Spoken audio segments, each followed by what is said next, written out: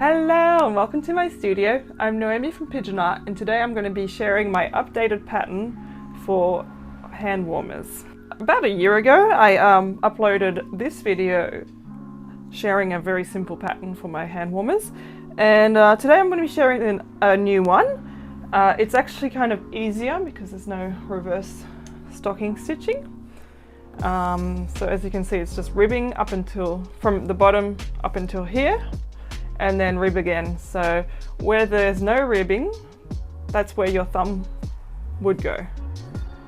So it's good for extra warmth on your wrists in case some people I know can't find garments with sleeves long enough for their arms. This would be a good solution for those people. I'm currently casting on 38 stitches, but if you don't know how to cast on, cast off or knit, I would recommend going and watching this video. And if you don't know how to rib, stocking stitch or purl stitch, I'd watch this video. This is a really simple and small project for a beginner, but you'll probably want to be a little bit familiar with knitting before you start.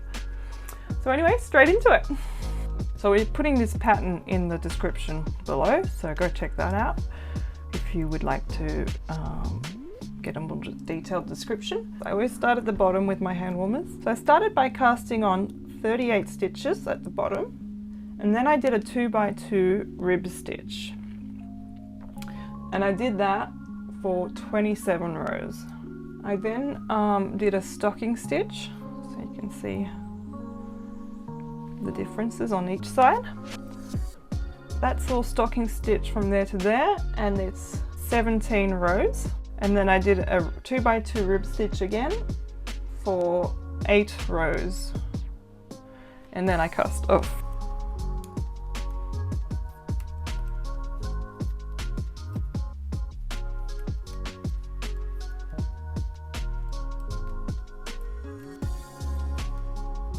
Because this yarn is not a colour I have many clothes that would go with, I'm going to make these and put them in my stash for donations for next winter, which in Australia will be next year. We're just coming out of winter now, so they're not going to be wanting any.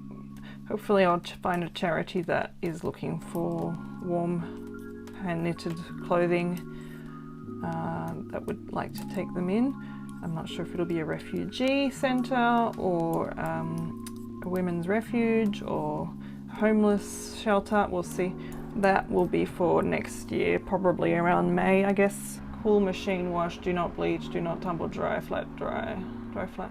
So it's not the most difficult thing to, you just have to dry it flat in the shade and not iron it. So that's an easy thing to maintain. So it's going to be all about trial and error, but my yarn here, for you, you've got different sizes hands than me, you're probably using different yarn than I am, but this yarn is, it doesn't say how many ply it is, to give you an idea of the size of the yarn. It needs 5.5mm needles. I have bigger hands than average, so my hand span is what I'm basing all of my things on, because I have access to that hand size. But yeah, you might have to make it a little bit tighter, so less cast on stitches, or you know, if you're making it for maybe a man, it might be the same size as mine or smaller, or it depends also on the size of your yarn and your needles and your, you know, how tightly you knit and, you know, that sort of thing. So there's a lot of variables and everyone will not be able to use this exact pattern, but if I were you, I would just do one practice one with the yarn that you want to use and try it on, then you can have a better idea of, you know, this is far too big. So once I've done the knitting, I haven't finished this one, but I'll show you, and I'll finish that one off camera. I'll show you what I do to finish this off. I can use this because there's I think going to be enough. So this is going to be the thumb hole, so you don't want to sew from here to there. So only from here to here, and then from here to here. And I use a sort of tapestry needle. It's a thick needle with a big enough eye for yarn. Up. And I always make, so you want to fold it in half and put the corners together.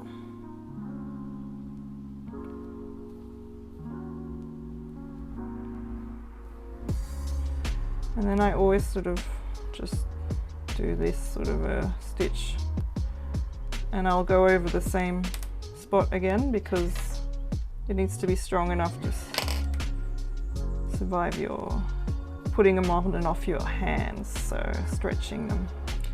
Okay, here I'll just do a couple of extra loops again, so it needs to be the reinforced part. And then tie it off.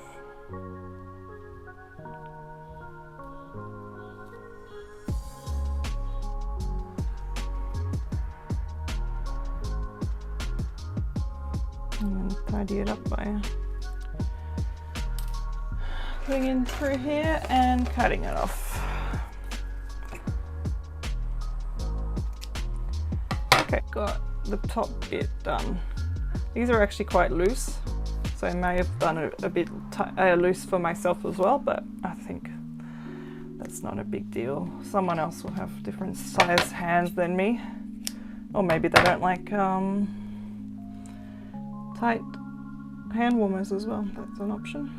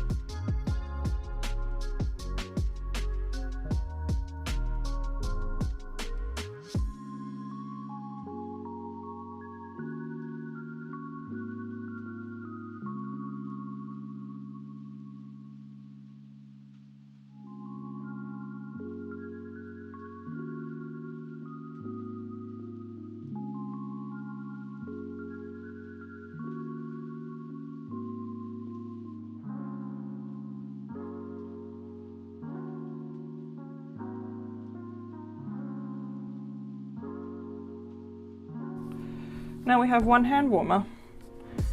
So I'm going to keep knitting this one off camera.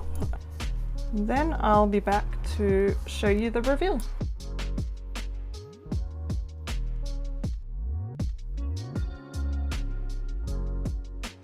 Thank you so much for watching. I hope you enjoyed this video, and if you did, feel free to give it a like. I upload every second Sunday with art, DIY and sewing videos. So I hope to see you then.